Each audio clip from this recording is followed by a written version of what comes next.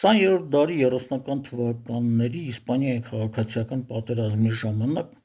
բասկերը իրենց հույսերը կապում էին հանրապետականների հետ, որ եթե հանրապետականները հաղթեն, իրենք կունենան լայն ինքնավարություն։ Բնականաբար դա նրանց չէր կարող ներել գեներալ Ֆրանկոն,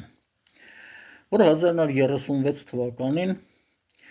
պետք է ասել նաև գերմանացիների օգնությամբ, հողին հավասարեցրեց բասկերի Գեռնիկա քաղաքը։ Գեռնիկա քաղաքը սուրբ քաղաք էր համարվում բասկերի համար։ Այնտեղ էր գտնվում Գեռնիկայի ծառը, որի շուրջ հավաքվում էր բասկերի ավագանին եւ կայացնում էին իրենց ազգի համար ամենակարևոր որոշումները։ Իսպանացի նշանավոր նկարիչ Պաբլո Պիկասոն նկարեց հետագայում Գեռնիկա նշանավոր կտավը։ Երբ գերմանացիները գրավեցին Փարիզը, նրա դուռը ծեծեցին, երբ նա դուռը բացեց, ասեցին. «Այդ դուք եք Գեռնիկայի հեղինակը»։ Պաբլո Պիկասոն պատասխանեց. «Ոչ, Գեռնիկայի հեղինակը ես չեմ։ Գեռնիկայի հեղինակը դուք եք»։ Հետագայում իսպանական իշխանությունը իրենց